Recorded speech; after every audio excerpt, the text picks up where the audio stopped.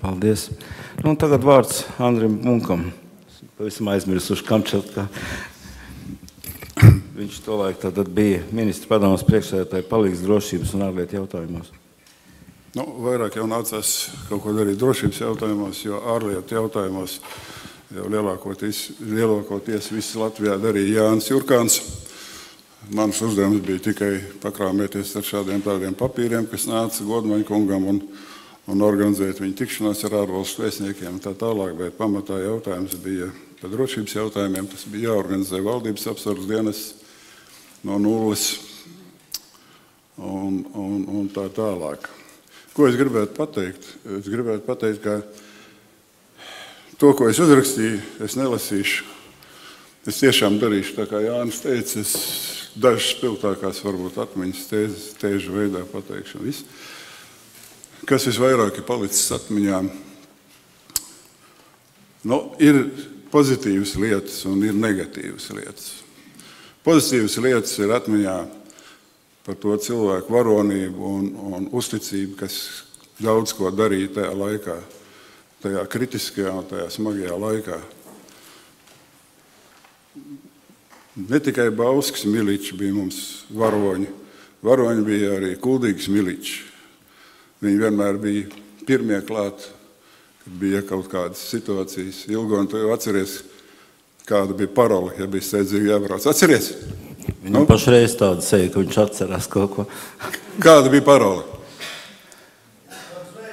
Pareizi. Kuldīgas miliči bija malači, viņi ieradās vienmēr ātri, pilnā bruņojumā ar automātiem, bruņvestēs, labā amunīcijā. Un bija ļoti uzticami cilvēki. Viņus vienmēr mētāja uz tām grūtākajām vietām. Diemžēl viņi tagad ir pavisam aizmirsti, bet es domāju, ka būs kaut kas jādara tādēļ, lai par viņiem atcerētos, jo viņi to vērti.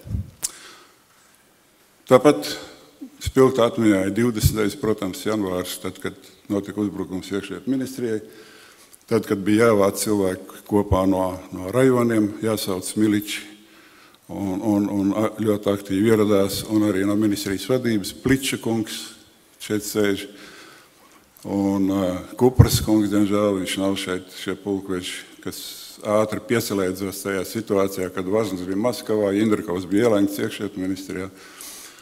Ātri piesalēdzās palīdzēt organizēt visas lietas tajā naktī. Vēl atmiņā ļoti palikusi ir mazā, bet ņiprā Zigfrīda Teikmane, kas bija Tautas frontes organizatori, koordinātori pie ministra padomes ēkas pa barikādēm. Tā ir tiešām tāda ļoti abrīnojama sieviete. Es nezinu, vai viņa šodien šeit ir. Žēl. Jo tāda maziņa un sīciņa, viņa tramvajnieku formas cēpā, tur viss večs izkomandēja, visus buldozerus, visus tankus, tur nosacīt tankus. Disciplīna bija dzelžaina. Es viņu vienkārši abrīnoju. Tajā laikā man izdevās izprasīt no iekšlietu ministrijas Juri Vecterānu, un viņam tieši uzdeva jautājumu koordinēt ar sabiedriskajām organizācijām viss tur, jo ministra padomes ēkas iekšpusē arī bija smilšu maisi, un Dainis Ģēģeris atrakstīja man te zīmīt, vēl viņš saka, vai tu atceries, kāda bija nedabīga zivju smaka visā ministra padomes mājā, tad, kad tur to smilšu maisi salika. Tāpat logiem bija cieta ar dēļiem aiztaisīti, un vīri bija sagatavojuši tur baļķis, ko grūst uzbrucējus pa logiem laukā, ja tāda bruks iekšā. To visu Vecterāns komandēja. Viņam pēc tam iedeva ģenerāli, laikam bija pelnījis.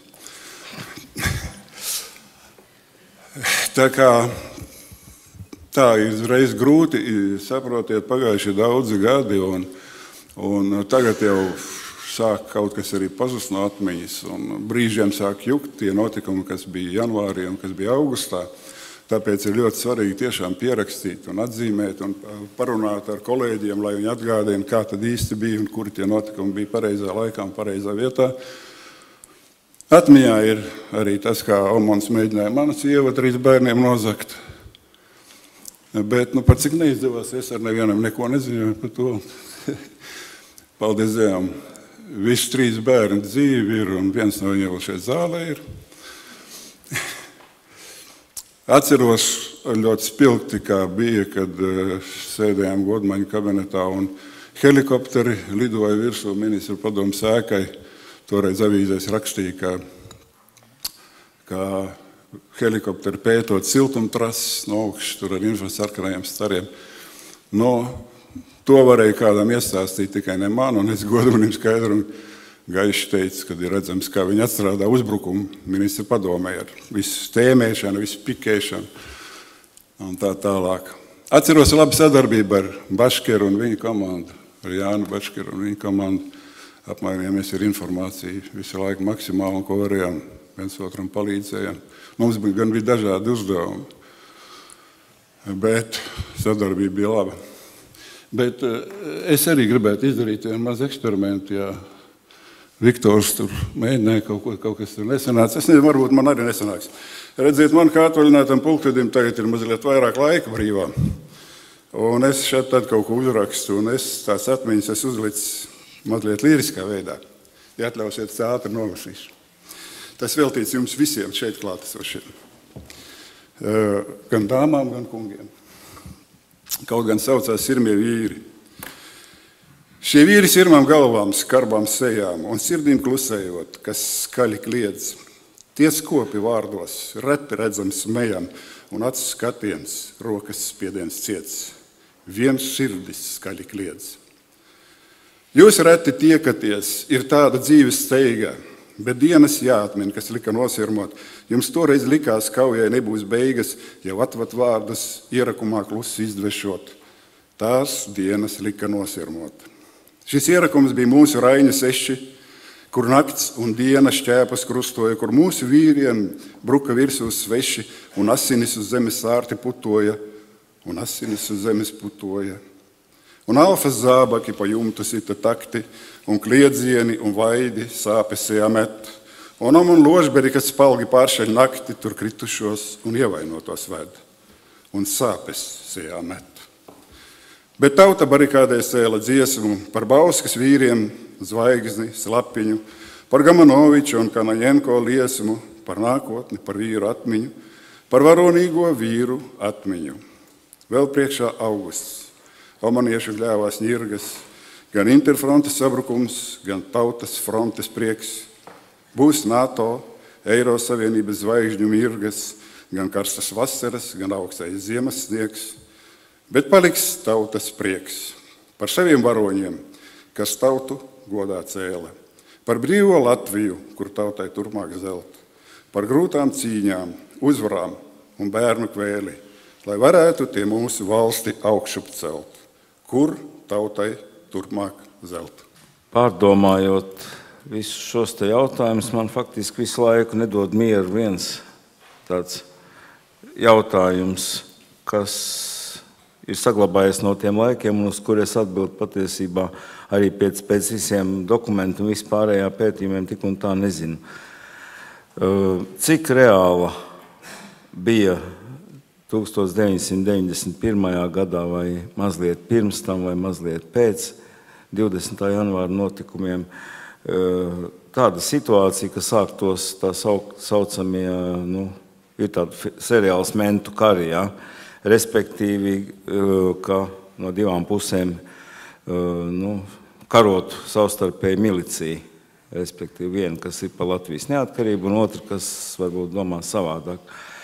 Jo tāds maziņš lokālais kariņš tur pie tās iekšlietu ministrijas patiesībā jau sanāca, tāpēc, ka gan no vienas, gan no otras puses bija faktiski arī Omons, taču bija milicijas vienība, ņemsim kā gribām. Bet kas notiktu, ja patiešām tas izvērstos stipri plašāk? Es domāju, ka arī ieskaitot to, ko es iepriekš minēju, ka Rīgas garnizonā bija ne tikai varbūt tur tā noslāņošanās no vienas puses, tur, kā saka, viena no otras otri, kas katri atbalstīja savējos, bet faktiski jau tas bija arī vadībā. No vienas puses Bugais, no otras Gončarenko, un tad vēl visam pa vidu jaucās Antjufējevs. varbūt par to drusciņu, kāda bija situācija, jo beigās tajā atmodas sākumā, arī tā milicijas izšķiršanās, jo atmodas sākumā, principā Bugais man pa ielu netika triecis nekur ne ar kādu vāli, bet daži viņi padotie gan. Tikai tāpēc, ka es tur atļāvos vienkārši tā kā. Varbūt pēc kārtas, tad īstumā no lauku puses un tad uz Rīgu. Lai tā būtu. Es arī vērtēju to situāciju, ka Omons vēlējās izprovocēt savstarpējo karu.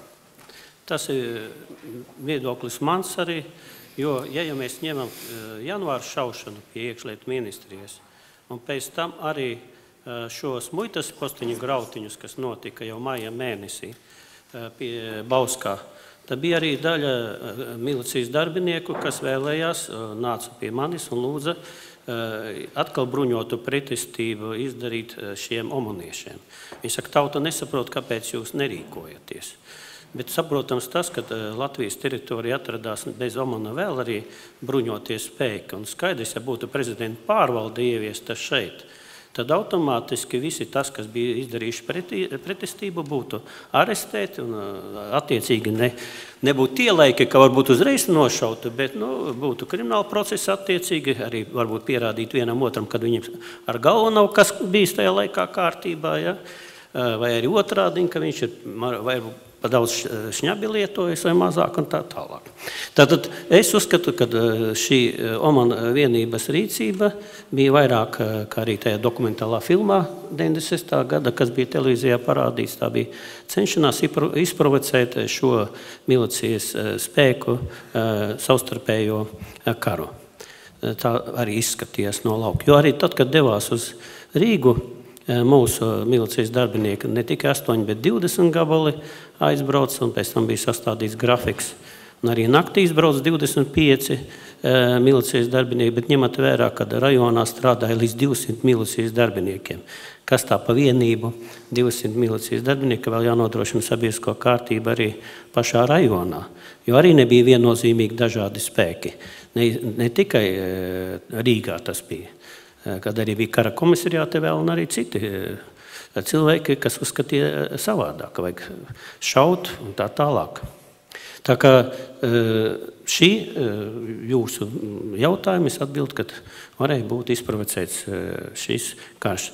No otras puses es pateikšu, ka vadītājiem bija ļoti grūti pieņemt lēmumus, jo arī neteiksim, ka viennabīga masa bija arī milicijā. Viena bija radikālāk noskaņota, otra tādā citā pusē noskaņotais, bet vienmēr bija atgādinās, ka milicijas svarīgākais uzdevums nodrošināt kārtību, neiejaukties politiskos procesos iekšā un izmeklēt visus noziegumus tajā brīdī, jo varēja būt no abām pusēm noziedzīgās darbības. Ne tikai tiem omoniešiem, bet arī citas puse, jo noziegumi tad turpinājās. Zādzības tāpat arī bija jāizmeklē. Un tā varētu pateikt, ka neizmeklēsim PSRS noziegumu laiku, visus izlaidīsim no cietumā ārā, izmeklēsim tikai no šī brīža. Tad noziedzība arī bija tajā laikā, noziedzīgi elementi, kas provocēja uz visādiem šiem jautājumiem. В целях немножко отвлекусь, значит, касаясь конкретно вопроса, который сейчас рассматривается баррикад, я провел анализ такого порядка. В августе 1991 года, когда объявили о перевороте, в 6 утра объявили по радио, я на автомашине объехал все главные магистрали въезда города Риги и беседовал с военнослужащими, офицерами, сержантами, рядовыми. Какова их главная цель, какие действия будут принимать, есть ли у них боезапас, дана ли им команда стрелять по мирному населению. Это мне нужно было для того, чтобы принять соответствующее решение, как нам действовать и какие институции информировать о том, что может произойти. Практически все отвечали одно. Главная их задача – не допустить массового прихода населения из районов и техники особенно с бетонными изделиями в город Ригу. Так что значение баррикад было сказано солдатами, офицерами и сержантами. Других слов не надо говорить. Эта оценка дана. Значит, в целях обеспечения правопорядка в городе Риге я использовал все доступные законом установленные формы, методы собирания оперативной информации. Практически во всех политических течениях у меня были личные свои контакты, которые я использовал для того, чтобы, если массовые мероприятия проходят, я должен был сделать расчет сил и средств, чтобы обеспечить правопорядок в Риге. Как своим сотрудникам, так и Народному фронту и другим течениям я рассказывал одно. Нужно выступать, можно выступать, но запомните, 5 минут безвластия в Москве, и Прибалтика, в том числе и Латвия, будет свободна. Через своих знакомых в ГРУ мы обменивались информацией. Я получил звукозапись доклада Горбачеву. Доклад Горбачеву состоял из получасовой записи на магнитофон. В ней было о Прибалтике. Эстонии практически не было, что там все спокойно. Литва, течение польских националистов, вот, и Литовский Союз, который находится под контролем определенных сил. Прибалтика тем, что контролируется всеми военными службами. Армения немножко, после техногенной катастрофы в Спитаке. Грузия после выступления на площади. И основное внимание было уделено Баку.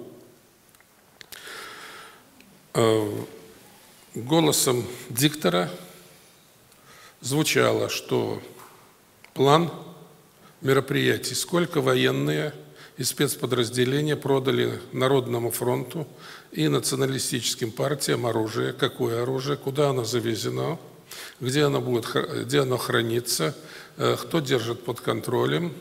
Дальше, какая операция будет проведена, какой повод будет избран и как будут введены войска в Баку. Одному из руководителей, который собирался Горбачеву, я это все дал прослушать 4 раза, он прослушал, я говорю, будешь у Горбачева, вот уточни. Но Горбачев не дал ему возможности высказаться. И в 90-м году произошло в Баку ввод войск, сопряженный с большими жертвами, со стрельбой, с потоплением судов, со взрывами. Вот это мероприятие меня больше всего напрягало, что вполне возможно могут быть... Я не боялся хулиганств, я боялся провокаций со всех сторон. Поэтому отношение демонстрантов и всех ко мне было крайне отрицательное. Не надейтесь, что у меня к вам было какое-то другое. Еще хуже было, чем вы ко мне относились. Вот. Почему? Потому что на мне стояла задача обеспечить правопорядок, чтобы даже, как я говорил своим сотрудникам, у наших жителей из носа даже кровь не шла. Все нужно вытерпеть. Вот. Мой друг улыбается, уличный. Правильно? Дамбис. Nevajag pēc tam. Mēs ar tevi tik daudz runājam. Viņi gan pārsvarā. Ka man apnikā. Tu zini, viens duraks dod tik daudz jautājumus. Вот так. Cik es esmu manījis, tad viņi gan pārsvarā tērzē uz ielas abi divi. Vēl tajos laikos. Я здесь многим средствам массовой информации предложил приказ за 1987 год. Анализ событий рижской милиции был переломным. И значит, что события, происшедшие 14 июня и 23 августа 1987 года, показали недостаточную подготовку оперативных служб в работе с националистическими, экстремистски настроенными лицами. Поэтому был создан штаб, который должен был планировать и координировать всю работу. Поэтому мы соответствующим образом обеспечили правопорядок. Чисто коротко исторически. В 90-м году, 2 ноября, Вазис подписывает приказ об освобождении от должности Гончаренко, обвиняя его в некомпетентности. Конечно, приказ надуманный, но значимый. Я в то время был в отпуске. 9 ноября 1990 года приказом министра Вазнеса объявляется приказ об образовании прокуратуры Латвийской Республики, которому должны все подразделения подчиняться. Снова двоевластие образовалось. МВД реорганизовывает милицию, преобразовывая его частично в полицию. Внутри подразделений у нас создаются по национальным и политическим принципам очень противоположными мнениями, доходящими до остроты и возможности в любой момент применения оружия. Были созданы определенные комитеты, чуть ли не по спасению и верности присяге. Значит, руководили ими Антюфеев, и через какое-то время, когда уже приказ Пуга пришел из Москвы о восстановлении Гончаренко, и не удалось восстановить Гончаренко, Гончаренко был назначен куратором ОМОНа, который курировал полностью их работу. Когда 14 числа произошло нападение на Вецмилграфском и Брасовском мосту, это в 15 часов ОМОНовцы напали на Вецмилграфском мосту, и около 19 часов, значит, забросали, я могу зачитать всю сводку, вот, значит, и подожгли все машины, которые были на мосту Брасос, и Гончаренко сделал вид, что он не понимает, что происходит. Мне пришлось, значит, заставить его отойти от всех дел и принять все полностью на себя и освободить. Почему? Потому что его кабинет защищали в управлении города 2 вооруженных ОМОНовца. Вот.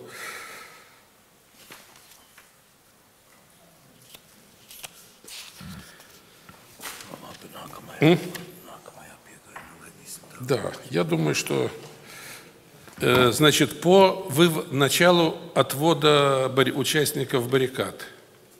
18 числа, значит, я выступал в Ленинском райотделе. Значит, там были мои тоже противники, которые выступали за переход милиционеров в ОМОН. Милиционеры переходили, если не экипажем по 5-6 человек, то из Московского Латгальского предместья перешло все подразделение. И я добивался, чтобы ОМОНовцы, если захотят людей брать, это да, но чтобы технику и оружие возвращали. Частично мне это удавалось. Когда я был на базе ОМОНа, при мне они переговаривались. По прямому телефону у них почему-то был установлен с Москвой, и по простым телефонам звонки шли беспрестанно. Я записал имена, отчества всех, потом по книге проверил.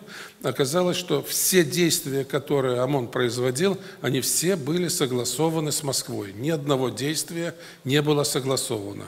То, что 15 числа они изъяли оружие из школы, это точно поступил приказ о том, что Москва прекратила материально-техническое и снабжение и вооружением, и для Вазнес приказал, чтобы оружие школы, значит, сразу же ОМОН был направлен туда.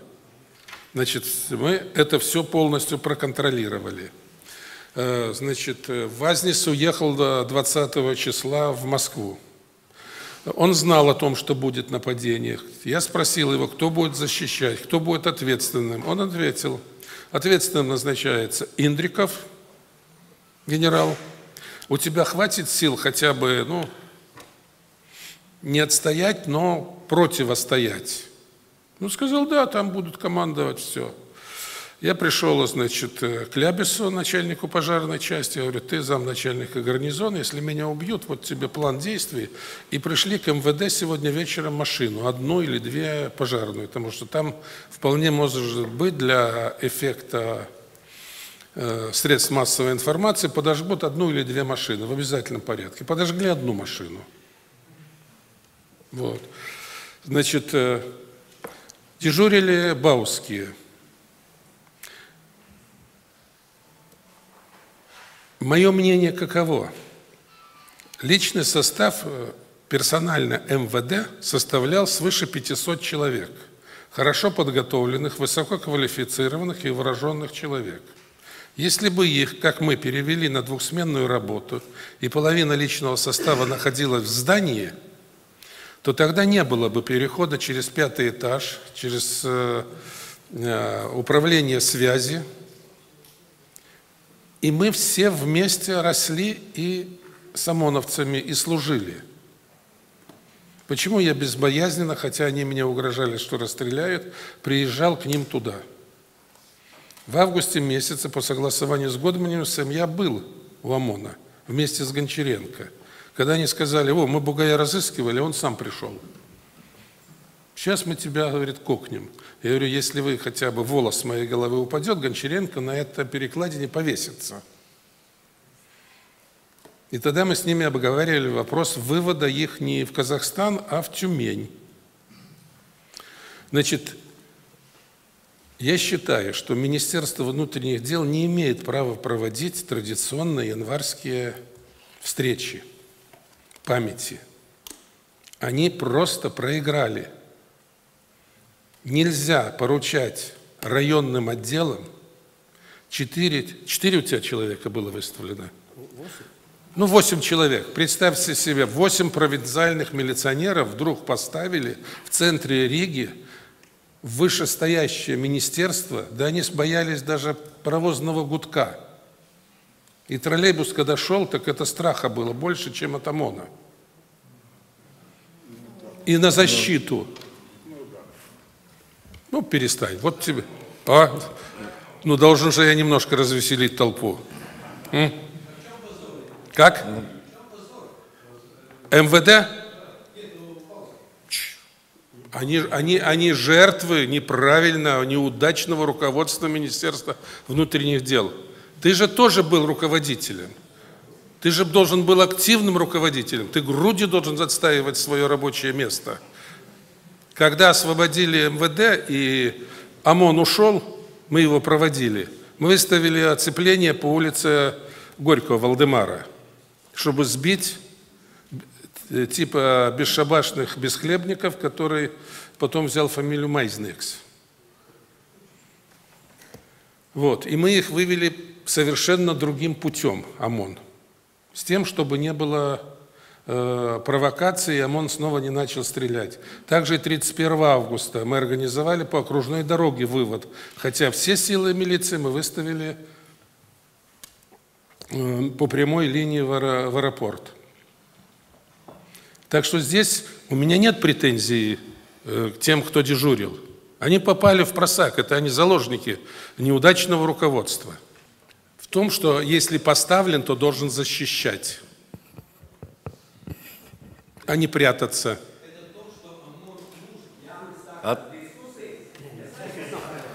Atvilksim elpu mazliet. Имант, у нас с тобой определенные отношения, еще с линии БХСС, когда ты занял мое место, и Москва меня сняла. Извини, хватит. Es mazliet papildināšu šajā jautājumā par iekšlietu ministrijas lomu. Ja? Man arī pēc idejas nebija skaidrs, kāpēc iekšlietu ministrija dežūrdaļā, kur atradās bruņojums arī Skapjos pirmām kārtām. Un normāls bruņojums iekšlietu ministrijā atradās labāks nekā lauku miličiem, ka viņi nepretojās un nepielietoja, neizpildīja iekšlietu ministra rīkojumu. Un vēl viens fakts, ko es arī gribu pateikt, kad viena Simonavičs, kas bija ievainots iekšlietu ministrijā, viens no iekšlietu ministrijas darbiniekiem dežūrdaļas piesvienājis viņam Makaro pistoli. Es izvedu dienestu pārbaudi, līdz šim brīdim viņa nav atrasta. Un nav skaidrs, kāpēc vispār dienesta pārbaude normāli netika izvesta. Un nebija skaidra loma visu to darbinieku, kas atradās tajā brīdī iekšlietu ministrijā. Te arī sēž bijuši augstākās padomes deputāti iekšlietu komisijas, kad mēs rīkojām streiku Bauskas miličiem, jo nāca arī tāda rīkojuma, kad izvest dienas pārbaudes pret Bauskas miličiem, ka viņi pirmie šāvuši. Tas vēl, ka tikko vēl bija PSRS, prokuratūra sāka darboties arī mūsu teritorijā un izmeklēt šo faktu. un mēs izteicām neusticību rakstiski atklātā vēstulē tiem iekšlietu ministrijas darbiniekiem, kas atradās tajā brīdī ēkā. Nebija mazviņu. To var apliecināt ir Renārs un viss, kas tev bija. Nē, nu fakts kā tāds, ka tā situācija iekšlietu ministrijā 20. janvāra vakarā vispār bija ne tikai divdomīga, bet arī idiotiski, tāpēc, ka tie darbinieki iekšlietu ministrijas praktiski, kas tur bija iekšpusē, es nezinu, kā viņus nosaukt, funkcionāri vai kas, jā, viņi jau faktiski pēc tam pārbaudīja tos ieročus, no viena ieroča nebija šauts vispār, jā, tikai tie bauskas muļķīši, kā saka, karstiem stobriem, kamēr aptrūka, ko šaut, tas nu ir fakts, jā. Kāpēc tā notika? Es kādreiz esmu runājis arī ar pāris tiem cilvēkiem, kas tajā laikā bija ministrijā, un kāpēc tad viņi kaut vai nepievienojās, vārdu sakot, Bauskas Miličam, kāpēc viņi nepiedalījās ministrijas aizstāvēšanā. Tā atbilde bija, viens man skaidri pateica, man mājās bija sieva un bērni. Un es viņu šitajās, vārdu sakot, visās šitajās spēlīties, piedalīties negribēju. Tur arī tajos ierakstos, kas ir, teiksim, acīm redzot arī tajā diskā, ko mums neizdevās noklausīties, viņus kādreiz visus tos klausījos. Tur ir arī tādi iekšlietu darbinieki, teiksim, arī Rīgas pārvaldes, ka tika paziņot Rīgas garnizona trauksme, ja, un visiem bija jāierodās ar ieročiem un tā joprojām, ja, kas zvana uz dežūrdaļu un saka, apmēram tādu tekstu, Федя, ты меня знаешь, es ļoti labi šauju, vārdu sakot, bet мне ввязываться в эту историю как-то неохота. Viņš vienkārši, я придумай что-нибудь, я больной. Ты в долгу не останусь. Apmēram arī tāda teksta bija, kamēr tajā pašā laikā bija pietiekami daudz arī tādu, kas tur, kā saka, kurus nesaukt, negaidīt, viņi devās uz turienu un varbūt pat to putru pie tās ministrijas uztaisīja vēl lielāku nekā viņi tur varēja būt. Ja. Jo, faktiski vēl viena lieta, ko es domāju būtu vērts apspriest, ir tas, kas tad īsti iekšlietu ministrijā, varbūt, acīm redzot, tur par tiem trešiem spēkiem un tam līdzīgi ģenerālis Indrikovs jau arī pēc 16 gadu klusēšanas tajā manā grāmatā beidzot atļāvās, tas 4 gadu atpakaļ, ka viņi iznāca, atļāvās pateikt, ka jā, iekšlietu ministrijā bija Maskavas alfa, jā, ko, protams, liela daļa nojaut, kaut kāda spēcvienība tur bija, bet nebija tāda tieša norāda, un ka viņi priekšā, kā viņš man toreiz teica, ka viņi priekšā, vārdu sakot, tur kaut kāda alfas, gandrīz vai ierindnieku priekšā šitie visi tur, Omon, mūsu varonīga Omon, tur virsnieki stāvējuši mieru stājā vienkārši. Tā kā, bet man interesē vēl viena lieta, kā tas, te daudz cilvēki ir, kas tur kaut kādā mērā piedalījās vai mēģināja piedalīties, kā tomēr notika šīs te sarunas un arī to, Omona izvešana no ministrijas. Tas, ka kaut kas nenotika līdz galam tajā, un Omons beigās bija tas ķilnieks pa to vidu, tas ir skaidrs. Срок давности еще не истек. Вы просто не заметили, что я сказал, что, находясь в дежурной части, в течение 3,5 часов я вел различные переговоры с различными инстанциями, в том числе и с Москвой. Основная задача моя стояла такая, чтобы ОМОН ушел без стрельбы на базу. И только тогда можно будет говорить о развитии дальнейших событий. Вот это основная задача была. Могу отметить очень большую роль Горбунова в этом вопросе до 20 числа. Это наиболее разумный человек, по моему мнению, был, который мог принять соответствующее решение. И особенно Годманис. Это человек, который действительно очень оперативно и своевременно принимал решения по текущему вопросу. Правильные они, неправильные были, но мы их исполняли. И я перед работниками МВД ставил задачу, что вы как исполнитель, так и руководитель должны, если вы хотите показать себя участниками этих событий, должны доказать, что вы сделали то-то и то-то, что вы приняли такое-такое решение и получен такой-то результат. Все остальное пляпашана. Ни больше, ни меньше. Вот. Галлюцинация воспоминаний, не более того. Paldies. Lūdzu, visi, kas uzstājās, ja es kādu nezinu vārdu un uzvārdu, pasakiet. Mans vārds ir Imants Pličs. Tajā laikā es biju iekšlietu ministrijas izmeklēšanas departamenta priekšnieks. Ministrijas vadībā bija, kā Viktors teica. Kaut gan mūsu starpā nav nekāda ienaida, un es pat teiktu jums visiem šeit sēdošajiem, ko arī jūs jutāt, ka šī persona ir ļoti harizmātiska. Ne tikai šajā auditorijā, bet arī visā Rīgas milicijas pulkā.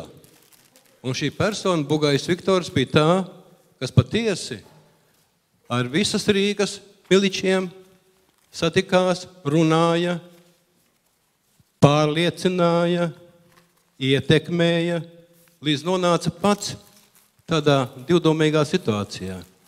Nacionālisti viņu neieredz, savējie viņu grib padzīt. Kur lai liekas? Un te ir zināms cilvēkam aizvainojums par to, kā notika, kāpēc notika, kāpēc ministrijas vadība bija tāda, kas pieļauj tādu situāciju, kad iekšlietu ministrijā saviem 500 cilvēkiem, kas bija apbruņoti, speciāli sagatavoti ministrijas ierēģi cīņā pret spēcvienībām, tā taču nebija. 13.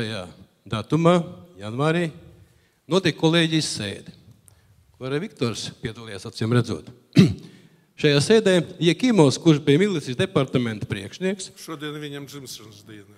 Apsveiksim viņu, ja viņš mūs dzird. Žēl, ka viņi nav šeit, viņam vajadzēja arī būt šeit, tāpat kā Kupram, Vaznim, Indrikovam, Markam Dubovickim un citiem, kas tajā laikā aktīvi darbojās šajā jomā, kur es apstājos pie tā, ka... Jā, bija kolēģis sēde. Lūk, es savā darba grāmatiņā atradu savā kalendārā lapiņu ar ierakstu. 13. janvāris, darba burtnīca, 1:30 naktī Lietuvā armija uzbruka radio un televīzijas stacijā, 144 cietušie, 13 kritušie uz to brīdi. 12:40 kolēģijas sēde tajā dienā.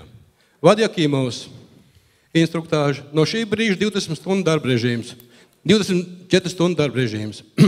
Pirmā maiņā dienā 3 ceturtaļas personas sastāv, naktī 1/4 daļa.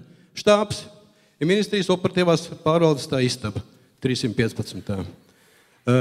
13. janvārī 14:00 tautas manifestācija. 15. janvārī Interfronte grib savākt 250,000 vecajā Rīgā. Rajonā tiek dot norādījums visiem policijas milicijas priekšniekam, to skaitā arī Bugai kungam. Rajonā viens saimnieks. Rajona milicijas nodaļās, pilsētas pārvaldē viens saimnieks, kuram tiek pakļauti visi viņa rīcībā esošie dienesti. Viņš atbild par kārtību savā teritorijā. Tiek ieviests plāns Musons. Bija tādi plāni izstrādāti dažādām situācijām, kā ministrei rīkoties. Konkrēti viss bija aprakstīts, kas kuram bija jādara. Šī situācijā iekšlietu ministrija atradās kādā teritorijā? Lūk, Viktora Bugaja pārvaldītajā teritorijā.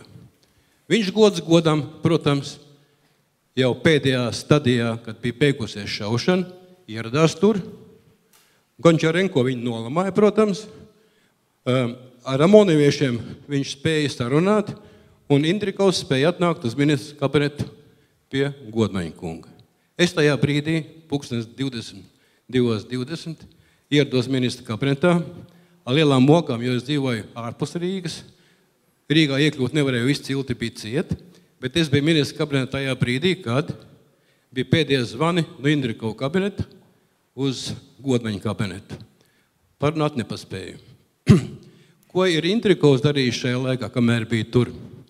diez vai būtu pareizi, ja viņš būtu ar automātu rokā no sava dienas kabineta loga šāvis pretīm uz pretējo ēku, kurā otrā stāva logā bija ložmetējs novietots, kas kapāja pa ēku. Vispār viņš teica, ka viņš būtu gatavs, ja būtu Viņš būtu gatavs, nu, tā jau var teikt. Bet man liekas, ka viņš izdarīja svētīgāku darbu. Viņš šajā laikā apzvanīja Maskavu. Viņš šajā laikā apzvanīja Maskavu mūsu pārstāvniecību. Viņš šajā laikā piezvanīja uz Lietuvu. Viņš šajā laikā piezvanīja uz Igauniju. Viņš šajā laikā runāja ar Vazni. Viņš šajā laikā, kamēr šāva ārā, runāja un nodeva informāciju uz āru. Kā šī informācija nostrādāja? Ministra kabinetā mans uzdevums bija apzvanīt visu rajonu milicijas daļas, lai uzaicinātu ierasties Rīgā miličus ar ieročiem. To es arī darīju. Mans telefons bija ziņots. Par šo telefonu pienāca ļoti daudz arī zvanu no citiem cilvēkiem. Bija bijušie desantnieki, armijas karavīri, kas prasīja, kur jānāk, lai jums palīdzētu. Bija zvani tādi, kas teica, ko jūs šeit radat pa televīziju. Jūs pašlaik radat cilvēkos lieku satraukumu. Man nācās atbildēt, ka piedodiet, bet tur cilvēki iet bojā. Viens zvans bija, kas man ļoti palika atmiņā. Zvanīja no Igaunijas ģenerāla prokurors. Viņš teica, jūs Latvijā turaties. Mēs visu, nu pat redzam televīzijā. No Somijas, no Zviedrijas rāda visai pasaulē, kas notiek pie jums. Tas nozīmē, ka, jo, ja mēs nenoturēsimies, tad nākošie būšot viņi. Lūk, tāda bija situācija tajā brīdī. Tāpēc, Bugai kungs, man liekas, ka savā pēdējā rakstu sērijā, kas ir nopublicēts avīzē Vesti, tie izteicieni, kā krievi saka, namjokam, позор, прятался под прилавком. Интересно, kur jūs būtu slēpies, ka būtu iebrukums pilsētas pārvaldē? Cik jums būtu stopa pretī? Un ko jūs būtu darījis? Bet tas nav pats galvenais. Pats galvenais, mīļie cilvēki, mēs pašlaik ejam sīkās detaļās, ko darīja iekšļietu ministrija, ko darīja Amons. Amons neko nedarīja. Amons bija instruments. Tas bija instruments, kura bija tajā brīdī jāiedarbina. Kāpēc? Droši vien, ka tāpēc, ka Vaznis 19. datumā izloja uz Maskavu pēc godmaņa norādījuma. Viņa nebija pilsētā. Viņa nebija. Ja ministra nav, jūs saprotat, vāja vieta. Pēc tam izdevīga situācija, ka tika sagūstīti tie 5 kaujinieki, kurus izmantoja kā. Amons bija ķīlnieki paši. Iespējams, ka viņi komandieri zināja visu. Paši karavīri nezināja, ko viņi dara. Jūs saprotat, kas pa lietu? Nākošā naktī man nācās šajā ēkā dežurēt. Es apstaigāju visus kaktus. Bet kas bija pats paradoxālākais? Ka iekšļietu ministrijas cilvēki, kas arī dežurēja 1/4 daļa no sastāva. Jūs saprotiet, es eju pa kabinetiem, tur gan latviešu daudz nebija. Nav nožēlas cilvēkos par to, kas ir noticis. Tas bija vienkārši drausmīgi, kad tu skaties uz cilvēku, runā ar viņu, un viņš nenosod to, kas ir noticis. Gamanovičs nošāva no 4. uz 5. stāvu uz kāpnēm. Manuprāt, nevis Samonovičs nošāva, bet viņš nošāva no jumta, jo stiklā bija lodes ceļš redzams ar 2 sikliem, kurš bija no jumta. Uz jumta bija kaujinieki. Par to es pārliecinājos pats, jo es atradu to vietu, kurā viņi no jumta bija iekļuvuši mūsu ēkā. Tā bija kāpņu telpa 2. ēkā, kur bija kādreiz OPHS pārvalde. Tur bija, tās telpas bija iekārtot dzīvokļos, kuros bija tā saucās saļinciskās ejas, melnās ejas, kas bija kalponiem domātas. Un no šīs ejas, no 4. uz 5. stāvu bija speciāla izeja uz bēniņiem. Šajā pie turvīm pārzāģēta atslēga priekškaramā. Pārzāģēta. Jūs domājat, kad uzbrukuma laikā zāģējuši atslēga kāds? Protams, ka ne. Viņi bija iepriekš pārzāģēti. Kas bija uz bēniņiem? Uz bēniņiem bija ļoti jauka bēniņi, tīri, jumta lūka vaļā. Janvāra mēnesī. Vaļā viņi bija. no kurienes šāva. Viss runā par to, ka lūk, šāva no augšas uz leju. Protams, ka šāva. Amonovičs bija jāizprovocē, bet nevis uz viņiem šāva. Ja jūs redzējāt ierakstu provokācijas anatomiju, tur vienā no epizodēm Maskavas izmeklētais prokuratūras izmeklētais stāsta un izsaka tādu pieņēmumu, ka lūk, amonovieši gar to ēku pa ielas malas skraida gaišā vietā, šauja viņiem pāri, bet nu viņiem neviens nav nošauts. Taču skaidrā vietā ir. Taču, ja būtu šaujuši cilvēku uz amonoviešiem, tad kāds būtu nošauts. Būtu kritušie, ko arī viņiem tikai vajadzēja. Kāpēc bija uz jumta šie cilvēki? Protams, ka viņi zināja, ka amonovieši brauc. Amonovieši bija iepriekš sagatavojušies, ne par velti, kā jūs zināt, pēc pēdējām intervijām.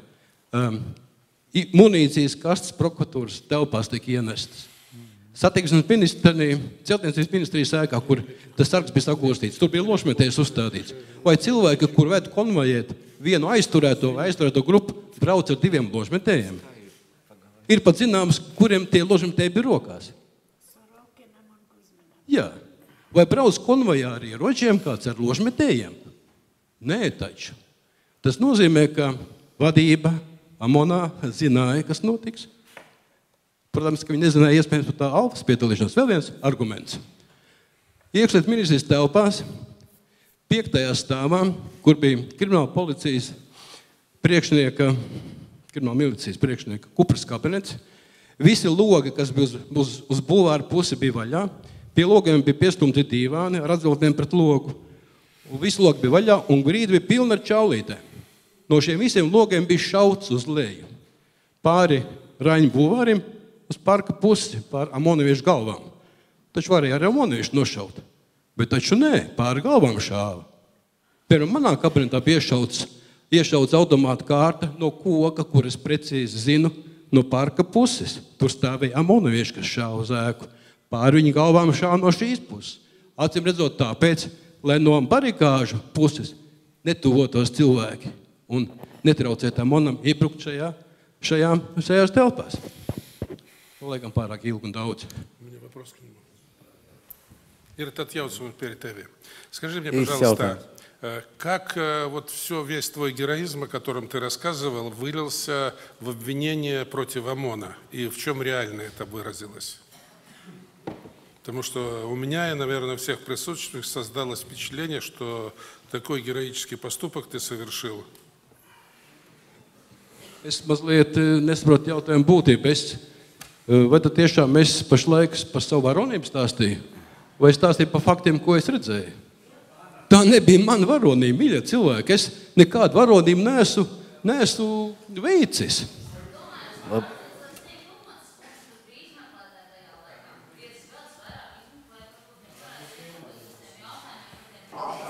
Bet es to iepriekš nepieteicos tikai tāpēc, ka man ir ļoti daudz ko teikt. Un laika šeit ir ļoti maz. Es tajā laikā, kad notika janvāra barikādes, un šie janvāra notikumi, strādāju Latvijas Republikas prokuratūrā, neatkarīgā prokuratūrā, kur bija izveidojusies tikai 90. gada septembrī. Mēs bijām izveidojušies no tiem cilvēkiem, kas pameta LPSR prokuratūru un pārgājām strādāt uz neatkarīgo prokuratūru. Jūs nedzirdiet, jā? Tuvāk, jā? Tuvāk vienkārši mikrofonu lūdzu. Mēs strādājām tajā laikā Latvijas Republikas prokuratūrā, kur bija izveidojusies sadoties bijušai Latvijas PSRS prokuratūrai. Mūsu Latvijas Republikas prokuratūrā strādāja uzticami cilvēki, kur bija izdarījuši savu izvēli par labu Latvijas neatkarībai. Situācija bija ļoti sarežģīta. Ja mēs šodien runājam par šiem notikumiem, tie jau nesākās tikai janvārī. Neatkarības kustība Latvijā sākās daudz agrāk. Daudzus gadus vēl varbūt pirms Tautas frontes nodibināšanās, varbūt visas 50 okupācijas gadus, tikai tā nebija izpaudusies. Bet 88. gads, 89. un 90. bija tas laiks, kad tautas pacietība bija galā. Un Latvija bija tā, kur tieši visaktīvāk izpaudās šī nacionālā neatkarības kustība. Mums bija Tautas fronte, mums bija neatkarības kustība, mums bija Latviešu strelnieku apvienība. Mums bija sieviešu līga, kas bija pret to, lai mūsu puiši iet padomju armijā. Un Tajā pašā laikā, 88. gadā, bija izveidot šī mums visiem pieminamā Amon vienība. Viņu izveidoja PSRS iekšlietu ministrs ar savu personīgo pavēli un pakļāva tieši sev. Savienotajās republikās par viņiem valdīja attiecīgie ministri, tāpat arī tas bija Latvijā. Bet Latvijā viņi nepakļāvās mūsu iekšlietu ministram, tāpēc 90. gada vasarā no viņiem mūsu iekšlietu ministrija praktiski atvadījās un viņi tika nodoti iekšlietu karaspēka Viļņas divīzijai, ja nemaldos 42. tā bija. Bet viņi palika šeit Latvijā, šeit viņiem palika materiālā bāze Gaujas ielā, kur viņi saņēma ieročus, patronas, pārtiku, apģērbu un visu pārējo. Viņu bīstamība ar to patiesībā nemazinājās. Ja pirmos gadus Latvijā viņi bija izveidot kā vienība, īpašo uzdevumu vienība, krievu valodā saīsnāt ir tas Amons, ar savu kā var teikt, simbolu melnās beretes. Tāpēc tautā vienkāršāk viņas bija saukt vienkārši par melnajām beretēm. Saīsnāti. Viņi no sākuma it kā piedalījās nozieguma atklāšanā, smagu noziegumu atklāšanā, bet jau pēc tam, kad mūsu republikā augstākā padoma pasludināja neatkarības deklarāciju, tas bija 4. maijā 90. gadā, viņu uzdevums pilnīgi mainījās. Viņi nostājās tieši par to, ka viņi būs šeit tie, kas nepieļaus neatkarības atjaunošanu Latvijā. Un te nu jāskatās ir mazliet tālāk. Kāpēc tas bija? Kas viņiem deva komandu? Tā bija Maskava, tas bija Kremlis. Un tur sākās viss plānošana par tiem uzbrukumiem, kas notika Savienotajās republikās. Un arī, un īpaši Latvijā, jo, kā es jums teicu, šeit šī tautas kustība bija ļoti aktīva. Un 90. gada viņu pirmie uzbrukumi bija parādīt savu varonību. Viņi bija labi bruņoti, viņi labi ekipēti bija. Viņi patiesībā uzbruka no sākuma mierīgiem iedzīvotājiem. Viņi šoferus sita Siguldā, viņu ar cilvēkiem izreitinājās, ģirgājās Vecmilgrāvī, Rīgā bija vairākas epizodes, bet 90. gada decembrī, un to es gribu pateikt tā, ka šie uzbrukumi tika plānot Maskavā. Atcerieties, ka bija pirmie spridzināšanas gadījumi, tas bija 5. decembrī. 3 vietās uzreiz, ko bija tauta uzcēlus mūsu leģionāriem. Un šeit Jāsovs jau toreiz PSRS bruņoto spēku vadītājs nekaunējās pat paziņot, nekautrējās pareizāk, ka jā, to darīja armija. Bet varbūt, ka pirmajos uzbrukumos piedalījās tikai armija, bet tālāk tika izmantot arī šī Amon vienība. Un tāpēc šie plāni Maskavā tika organizēti tā, lūk, Amons, tas ir iekšlietu karaspēkā vēlāk pārgājis. Šeit tika veidota drošības komitejas vienība, speciālā vienība Alfa, kas bija Maskavā ļoti, ļoti spēcīga vienība. Un šeit no bruņotiem spēkiem arī piedalījās citās republikās un arī mums. Tie bija desantnieki un tie bija tie saucamie specnāzi.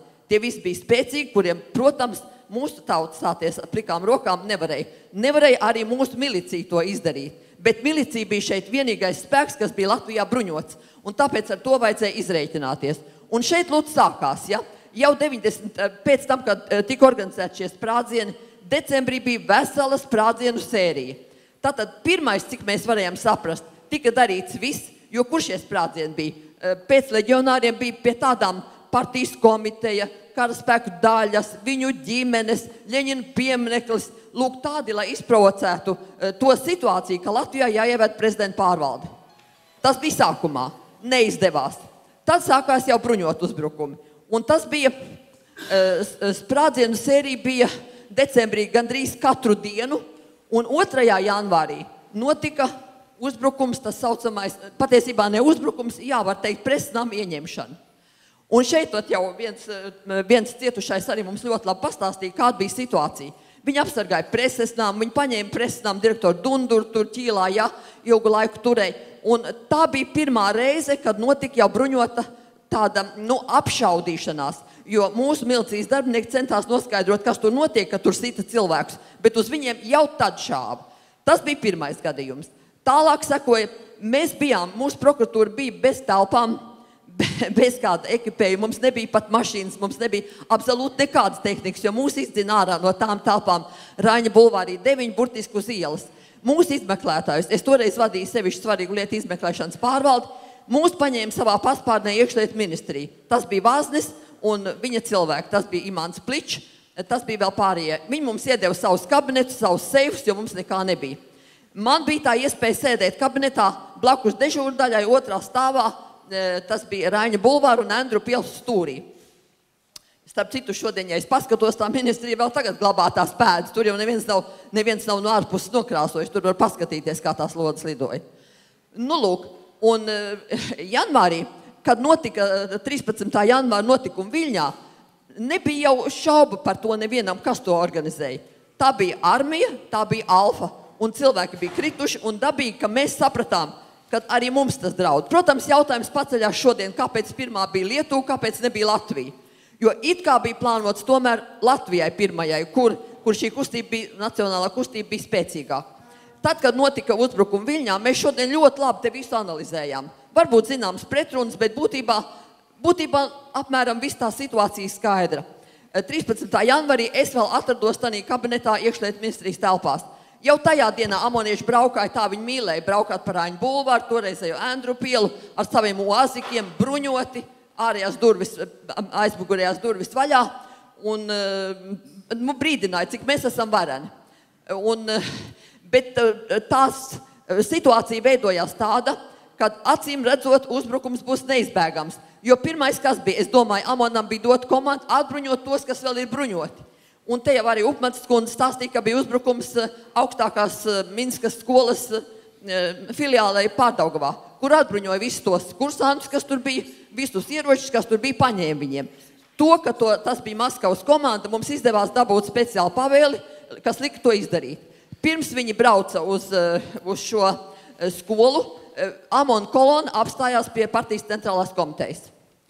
Pēc tam, dažas dienas vēlāk, varbūt es arī to nepateicu jums, bet par to daudz ir runāts, kad tūliņ pēc tam, kad sāka barikādas parādīties, jau 14. janvārī, 15. janvārī, 16. janvārī bija Amona uzbrukumu uz tiltiem, sevišķi uz Vecmilgrāvu, uz Brasas tiltiem, kur par šiem cilvēkiem, kas stāvēja uz barikādiem, ņirgājās. Visa tehnika tika gan sašauta, gan sasista, gan ugunskuros pārtika samesta, gan drēbes viņiem noņemtas samests. Mēs ar šiem cilvēkiem runājām. Ja šodien es par kaut ko tiešām esmu ārkārtīgi gandarīta, tā par to atsaucību, ka mums nevajadzēja ilgi gaidīt, vai cilvēks tur lūgt uz nopratināšanu, viņi nāca paši. Tikai mums nebija vietas, kur viņus pratināt. Jo bija situācija tāda, kad prokuratūrai iedeva telpas dažas kabinetus, tagadējā tas ir, Kalpaka bulvārī 6 tagadējā prokuratūrā. Mums bija pa visiem kādi 2 kabineti. Izmeklētāji bija kādi 20. Uz to laiku jau es biju nozīmēta vadīt speciāli Oman izdarītos noziegumus. Mani palīgi bija Andris Stars no iekšlietu ministrijas, Imants Pličs un Juris Jasīnkievičs no pilsētas pārvaldes. Kopā mēs strādājam ar tiem pāriem izmeklētājiem, kas bija kas bija arī brigādē. Mums bija to pat šodien grūti iedomāties, kad cilvēki nāca pa 10, pa 20, ka mēs daži izmeklētāji pie viena galda sēdējām un pratinājām cilvēkus koridoros, uz palodzēm, uz ceļiem tupot, rakstījām protokols. Tajā pašā laikā notika apskates un nesalietiskos pierādījumus un strādājām. Kas attiecās uz 20. janvāra notikumiem, tas, ka tas būs, es nezinu, vai var ticēt tam, ka bija zināms, kad būs uzbrukums. Tas, ka viņš būs, to varēja domāt, jo, kad mēs vēl bijām iekšlietu ministrijas telpās, amonieši tur parādījās. Viņi atstāja tur ministra kabinetā zīmīti ar draudiem, tur vēl kādā kabinetā zīmīti. Tas, ka kaut kas notiks, varēja domāt, jo, lūk, šī milicija vēl republikā bija vēl apbruņota. Tā bija vienīgā, kas varēja kaut ko darīt. Ja? Vai viņi varēja šaut šie 500 cilvēku uz tiem daudziem tūkstošiem, kas bija no armijas un no Amona, tas ir grūti pateikt. Nu, lūk, un par uzbrukumu, es nezinu, man tiešām es negribu aizņemt jūsu laiku ļoti daudz, bet es strādāju ar šo lietu no 91. gada janvāra, kad notika uzbrukums, bet ne tikai ar šo lietu, arī ar visām citām Amona lietām, līdz 92. gada sākumam, kad es aizgāju no izmeklēšanas. Un tajā laikā mums ļoti daudz ko izdevās noskaidrot. Bet kas attiecās uz janvāra notikumiem, mēs šī lietā strādājam tieši par šo epizodi, tieši 10 dienas, jo 30. janvārī bija dota komanda lietu nodot PSRS prokuratūrai, tam pašam izmeklētājam, kas bija parādīts filmā, ja nemaldos, aizmirs viņam arī uzvārdīs, kā viņam bija, un viņam nodot visu lietu, tieši epizodu par uzbrukumu iekšlietu ministrijai. Mēs palikām strādāt pie pārējām lietām, bet tajā pašā laikā mēs visu šo lietu pārvērtām kopijās un strādājam arī par šo uzbrukumu. Un ļoti daudz ko izdevās noskaidrot pa visām epizodēm. Kopumā mūsu izmeklēšanas grupai bija izmeklēšanā vairāk kā 100 epizodes par Amonu uzbrukumiem. Un diezgan daudz izdevās noskaidrot konkrēti cilvēkus, konkrētās epizodēs, arī par uzbrukumu iekšlietu ministrijai. Bet nelaime jau ir tā, ka tad, kad nodeva lietu Maskavai, es neteikšu, viņi dabūja atpakaļ pēc tam, kad republikai bija atgūta neatkarība. Nerunāsim arī par tiem uzbrukumiem, kas bija pēc janvāra notikuma. Arī tur bija uzbrukumi ļoti smagi. Bet tas, ka šie uzbrukumi bija plānoti, tas, ka šajā uzbrukumā iekšlietu ministrijā piedalījās ne tikai amonieši, ka tur piedalījās Alfa, ka tur piedalījās bruņoto spēku, tas jau tika noskaidros no cilvēku liecībām, no tās situācijas, kas bija. Bet līdz galam, diemžēl, tas izmeklēts netika. Protams, bija objektīvi iemesli, jo amonieši pie mums nenāca. Pirmie parādījās kaut kur martā pēc uzbrukuma, tas bija janvāra iekšlietu ministrijai, apmēram tā. Un tad pēc augusta notikumiem, tad jau, kad Upmanis kundze strādāja, tad jau viņi deva liecības sīkāk un konkrētāk un varēja noskaidrot šos apstākļus. Bet, nelaime ir tā, kad pie atbildības tika saukt kaut kādi 15, un kā man izdevās noskaidrot pēc tam, patiesībā no medijiem, ka tie bija tie, kas vai atbrauc atpakaļ no Ķumeņas, vai vispār palika šeit uz vietas. Tātad izpildītāji, un es šodien nevaru apgalvot, kad Amons bija tas, kas organizēja šo uzbrukumu un kas to veica, ja? Kā es pieminēju Alfu, es pieminēju specvienības, un vēl viena situācija bija. Es negribu jums izstāstīt to situāciju, kāda bija pirms uzbrukuma tieši iekšlietu ministrijai, bet man ir pamats domāt, kad arī mūsu kārtības sargu vienībās bija cilvēki, kas piedalījās provokācijā, kas bija nodevēji un piedalījās šī plāna izstrādāšanā iekšlietu ministrijai. Jo kaut vai tas moments ar to amoniešu sievu, ar to 5 kārtības sarga aizturēšanu, tas, ka par amoniešu sievas izvarošanu tika runāts, ja, par to mēs uzzinājām vēlāk. Starp citu, tajā 20. janvāra rītā man ģenerāla prokurors teica, vai tu zini tādu situāciju, ka laikam kārtības sargi būs izvarojuši amoniešu sievu. Bet uz to brīdi es biju nopratinājusi to cilvēku, to kārtības sargu, godīgi kārtīgi cilvēku, kas šo sievu bija aizturējis. Un kāda bija situācija? Pirmkārt jau, tad, kad notika uzbrukums preses namam, naktī uz to 20. janvāri, tie 5 kārtības sargi, arī viņi no štāba tika sūtīti izpētīt situāciju. Viņus aizturēja, pēc tam pareizi viņi tika izmantot provokācijā arī vedot pāri Vecmilgrāvu tiltam. Un otrs bija kas? Tajā brīdī, kad pirms uzbrukuma iekšlietu ministrijai šī mašīna no Vecmilgrāvi brauca ar šos kārtības sargus vedu uz LPS ar prokuratūru. Tas viens plāna punkts, acīm redzot, bija tāds. Viņus tur aizvest, tad kārtības sargi viņus mēģinās atbrīvot un notiks skautiņš, jo tur tiešām aizved milzu daudzumu ieročus. Bet patiesībā notika kas? Tad, kad viņi brauca, tad viņu mašīnā, smagā mašīnā, tā bija sēdēja šī amonieša Laktionova sieva. Viņa izkāpa pretī LPS ar prokuratūrai, bet no kārtības sarga štāba tika dots uzdevums tam cilvēkam. Viņš brauc kopā ņivā ar nepilngadīgo bērnu, to sievieti paņemt. Viņš to izdarīja. Viņš paņēma mašīnā un brauc uz Salu tiltu. Un Salu tilta galā viņi pie kam kāpa labprātīgi iekšā tai mašīnai un brauca līdz viņam. Bet Salu tilta galā, nezinādams, ko darīt, viņš viņu atbrīvoja. Tad, kad viņš atgriezās kārtības sarga štābā, viņam tika pārmests. Kāpēc, atbrīvojot, viņu vajadzēja vest uz augstākās padomjas štābu. Un tad stādāties priekšā. Tagad viņa būtu tur, tātad iemesls uzbrukumam. Iekšlietu ministrijai bija tas iegānsts tāds, kad milicija neko nav darījis, tāpēc, kad kārtības sarga varot tur viņu sievas. Te jau veidojās tas moments, kas būtībā ir neloģisks, bet lai varētu izprovocēt šo. Un tad arī te nāk visas tās situācijas par pirmajiem šāvieniem, par visiem stāviem. Tas viss atbilst patiesībai. Tikai šodien situācija tāda, kad varbūt pirmo reizi mēs tā īsti runājam par visiem notikumiem, gan par barikādēm, gan par šiem uzbrukumiem, bet viņi īsti nav pa plauktiem salikt. Un tāpat arī prokuratūrā šī lieta, tie cilvēki, kas ir notiesāti, vairāk jau nevienu netiesās, jo, diemžēl, tas noilgums ir iestājies. Ja? Un vēl viena lieta es gribēju pateikt par Fionovu, ko mēs ar Upmanis kundzi toreiz bijām pretī. Tad, kad lieta atradās, viņa bija ļoti liela apjoma. Viņu dalīt vairākās lietās, sūtīt uz atsevišķām tiesām par atsevišķiem cilvēkiem. Ziniet, Rubika lieta izdalīja atsevišķi, tas vēl varēja būt. bet izdalīja atsevišķā lietvedībā arī Parfjonovu lietu. Parfjonovs bija Liņika komandieru vietnieks, un viņš bija tas, kas aizbrauc uz Ķumeņu, un viņš bija tas, kur mūsu iekšlietu ministrijas darbinieki ar ļoti lielām grūtībām un diplomātiju atveda atpakaļ uz Latviju. Viņu apcietināja. Es pat ar viņu cietumā strādāju, un viņa epizodes patiesībā bija izmeklētas. Bija zināms, kur viņš piedalījās, bija zināms, ar ko viņš piedalījās, ko viņš darīja.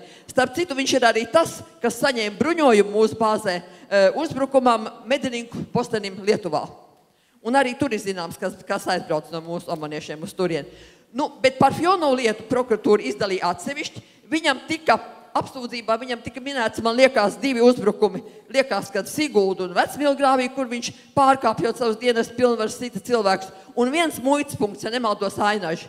Viņu notiesāja ar brīvības atņemšanu uz 4 gadiem, bet tā kā viņam bija Krievijas pilsonība, viņu Krievija prasīja izdošanai. Bez tam viņam piemēroja amnestiju, kas bija 92. gadā, ko varēja piemērot. Un tālūk notiesāts ar 2 gadu brīvības atņemšanu Latvijā. Viņš aizbrauc uz Krieviju, kur kā varoni viņu atbrīvoja, un viņš turpināja savu darbību arī tālāk un atrodas vēl šodien. Ja viņš būtu gājis kopā ar visu šo amoniešu grupu, man liekas, lieta būtu izskatīsies pavisam savādāk. Sigurds Graudiņš, Vecmilgrāvju politiskais bojvīgs. Un tā jautājums Viktoram Bugajam. Zīmēm drusītiņi ainu nakts, Vecmilgrāvju tilts, ugunskurs, barikāžu dalībnieki, piebrauc Volga, izkāpj ārā cilvēks nepazīstams. Kad paprās, kas tāds ir, Бугай Виктор Федорович. И теперь у меня вопрос, конкретно на русском. Что спросила и что сказала русская женщина-мать Виктору Бугаю Федоровичу? Конкретно. Ты знаешь, очень сложно. Заодно спасибо то, что вы меня похвалили, что я на всех в горячих точках был, будучи начальником милиции. И я успевал везде и всюду.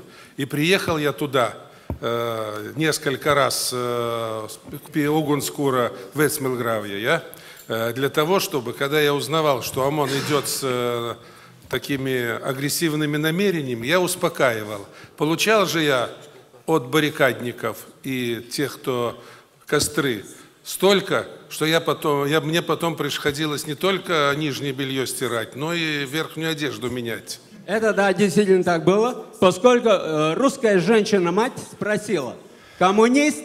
Да, конечно, я был коммунистом. Пошел нахуй, коммунистам не верим. Ты цензас не должен. Балдес, спасибо. Ничего страшного. Вся хвала. Я был очень социально активный человек, и для того, чтобы мне получить определенный уровень жизни, я был активным коммунистом. И горжусь этим до сих пор. Большое спасибо. И сохранил даже партийный билет. Большое и у некоторых депутатов спрашивают, что почему они не платят до сих пор взносы.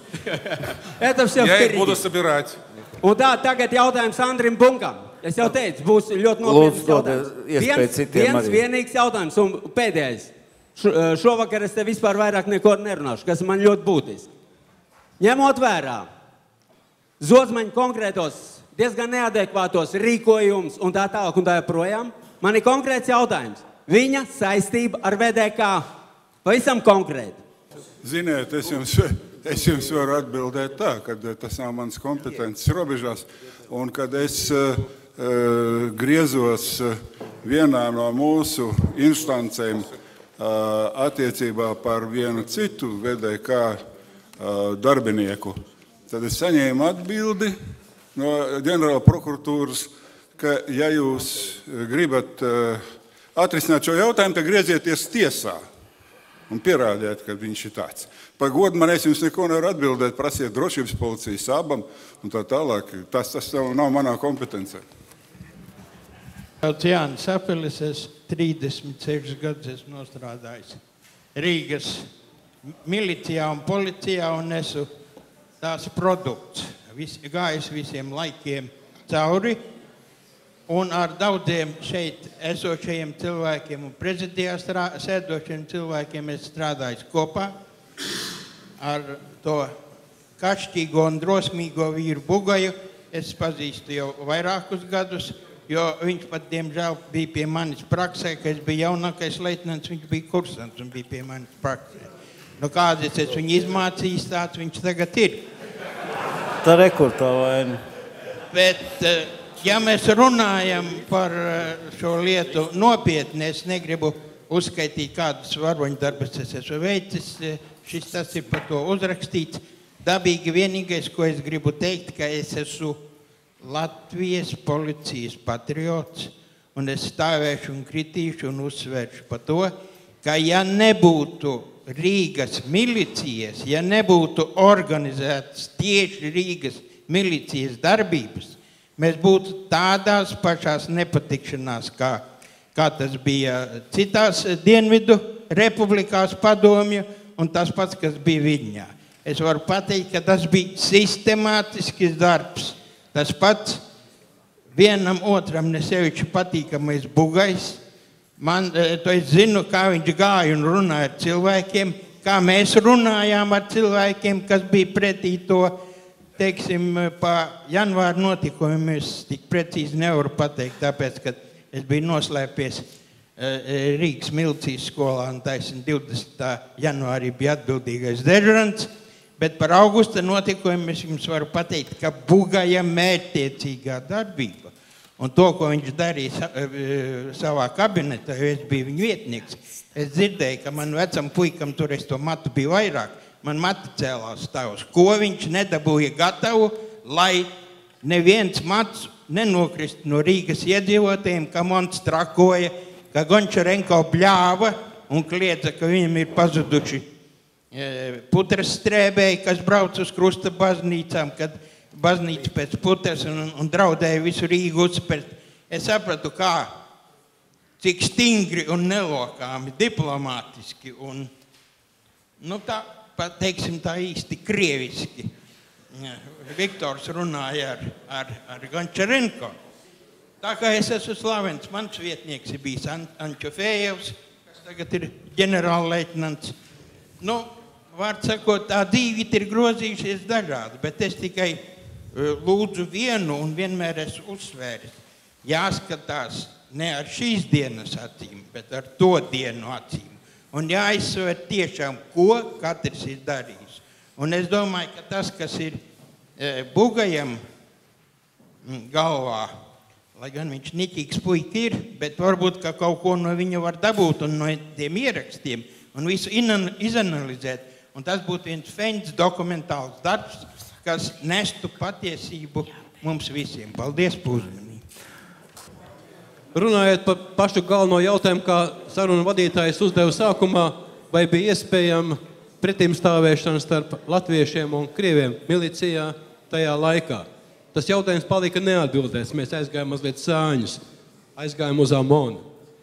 Bet es patiesi jums teikšu, ka šajā lietā liels nopelns, lai kā jūs teikt par to, ka viņš ir šovinists, ir tieši viņam. Jo viņš bija tas, kas to Rīgas miliciju, būdams harizmātisks līderis, spēja saturēt tā, lai neizpaustos šie spēki galējībās. Izslēdzot Amonu, kas nebija viņam pakļauts. Šeit, protams, ja es būtu ministrs vai valdībā kā cilvēks, es viņam kā ordeni pasniegt par to, ka viņš to tā izdarīja. Cits jautājums par to, ka viņš un viņa ieraksti, viņa dokumenti un sarunas ar Amonu, centrālās komitejas birojas sēžu apmeklējums tajā laikā, sarunas ar Rubiku, ar kur viņš tikās, kā pats publikācijās ir aprakstījis. Ja viņš par to būtu sarunas ar minētiem virsniekiem, kad augusta puča laikā ar karavīru virsniekiem, kas aplenca Rīgu, ja viņš šo informāciju būtu saulēcīgi informējis un nodevis ministram Vaznim. Ja viņš būtu šos jautājumus apspriedis ministrijā kopā ar vadību, lai izlemtu, kā pareizi rīkoties. Man liekas, ka viņš tieši šajā jomā ieņem tādu nogaidošu pozīciju. It kā, lai nenodarītu pār tiem latviešiem, bet it kā, kā būs. Tā kā Viktor Lūs piedod man visu cieņu tev par to, ka tu noturēji to Rīgas miliču tajos rāmjos, kuros viņi bija, un ka neizdās nekāda asinas izliešana. Ilmārs Krūs, Zinātņu akadēmijas Tautas frontes biedrs. Sakiet, lūdzu, vai jūs ar savu pieredzi variet prognozēt, kad Latvijā pienāks laiks, kad Latvijas pārstāvji, varas pārstāvji, valdība, parlaments un tiesības sargi beidzot saliks pa plauktiņiem, kā jūs teicāt, tos faktus, lai tauta beidzot sākt cienīt savu valdību, lai nebraukt prezidents uz Maskavu, neklanītos, nelunčinātos un nevarētu pat palūgt atgriezt Latvijas pēdējā prezidenta Kārļa Ulmaņa pīšļus, vismaz neprasot par kompensācijām. Protams, jautājums retorisks un tomēr konkrēts. Vai var prognozēt tā? Finks paredzēja, ka pienāks laiks, ka Latvija beidzot būs brīva, beidzot. Mēs ceram, ka būs. Paldies. 30 gadi, pienāks 40 gadi, un vēl vairāk, kad mūs jau vairāk nebūs, un diez vai arī būs tad īstā patiesība. Bet šodien, kas man šodien ļoti tā nepatīkam pārsteidz, mums bija iekšlietu ministre, kur nolasīja apsveikumu un aizgāja. No valdības nav neviena. No augstākās padomas šodien mums ir komisija arī, kur vajadzēja būt kādam. Nav neviena. Nu, mēs esam tie, kas ir to gadu liecinieki, ja? Mēs šodien diezgan daudz varam dot, bet man šodien kā pensionārei nav absolūti nekāda teikšana. Es neko nevaru prognozēt. Man tikai tāda doma, kad atkal pienāks nākošais janvārs, mēs atkal sasparosimies un turpat paliksim. Tā kā man ļoti žēl, es ļoti to gribētu līdz ar. Es gribētu atbildēt arī uz to jautājumu, ko Aksenaks kundze uzdeva. Es domāju, atšķirībā no viņas, ka absolūti viss būs skaidrs. Viss taps skaidrs, bet bišķiņi būs jāpaciešās, un es nezinu, vai es to piedzīvošu. Bet tad, kad būs vaļā Krievijas arhīvi, un tad, kad būs vaļā arī Latvijas arhīvi, kas zem valsts noslēpuma stāv, tad mēs uzzināsim, vai mūsu bērni uzzinās visu. Es esmu svēti pārliecināts, ka tā būs. Es atceros tajos trakajos laikos, kā bija. Es uzskatu sev par pieredzējušu šoperi. Un es atceros, ka daudzi cilvēki, kas, neteiksim daudzi, bet vesela rinda cilvēki, kas skaitījās no tādiem nacionāliem spēkiem, bet nāca pie manīm uz ministru padomi ar tādiem tīri provokatīviem visādiem priekšlikumiem un uzdevumiem. Es uzreiz redzēju, ka tas ir aģents. Vienkārši redzēju, es to pierādīt nevarēju, bet man intuīcija pateica. Un jūs domājat, ka mēs zinām par to, ka viņi, tie aģenti, bija šodien? Nē, kamēr mēs nedabūsim tos arhīvus vaļā, tikmēr mēs neuzzināsim. Vēl daudzi noslēpumi slēpjās.